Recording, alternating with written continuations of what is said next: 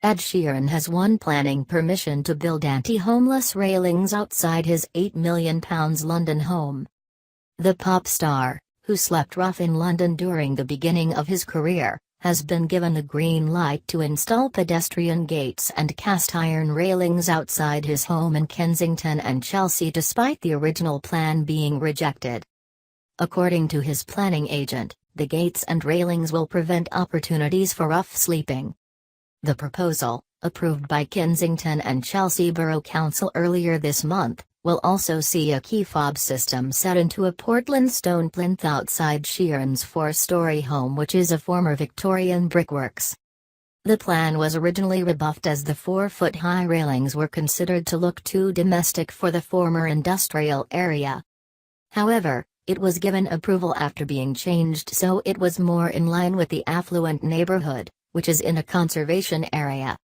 The combination of Portland stone plinth and the railings will help to deter rough sleeping, avoid the collection of rubbish blown onto the concrete surfaced area and provide the applicant with a desirable level of security without requiring compromises to the internal plan form of the building, Paul Smith of Apex Planning Consultants said in the initial application in January last year.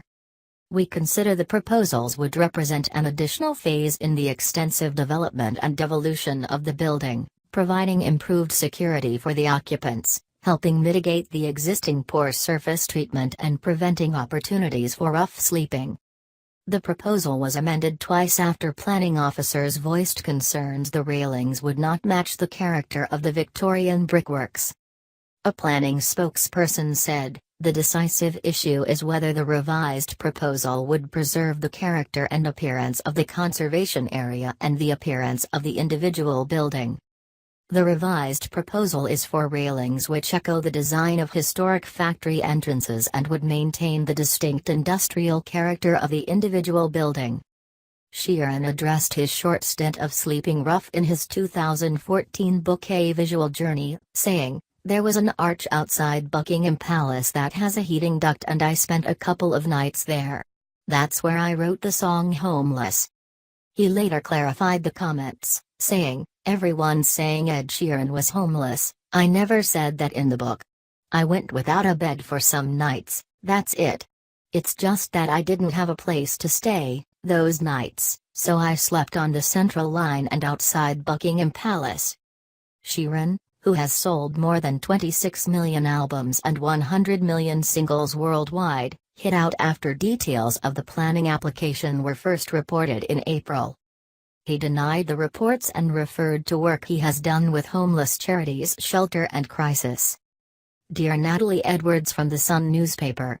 Your story is BS. I have done lots of work in the past for Crisis and Shelter and would never build railings outside my home for that reason, he wrote on Instagram. The reason was to keep the paps that you employ from being on my doorstep. Have a good day. Sheeran's breakthrough song The A-Team was based on his experience of volunteering at Crisis at Christmas. The singer-songwriter backed Crisis' No One Turned Away campaign demanding every homeless person who approaches their council to get the help they require. According to housing publication 24 Housing, 1 in 7 families in Kensington and Chelsea, approximately 1,441 people, are homeless. Last month figures revealed a homeless person dies every 2 weeks in London, sparking urgent calls for the government to conduct a review into rough sleeper deaths and improve mental health support. A survey of outreach services by charity St. Mungo's revealed 158 rough sleepers died in the capital between 2010 and 2017. The number of people sleeping rough in England hit the record high earlier this year, after a 73% increase over the last 3 years. A representative for Sheeran did not immediately respond to the Independent's request for comment.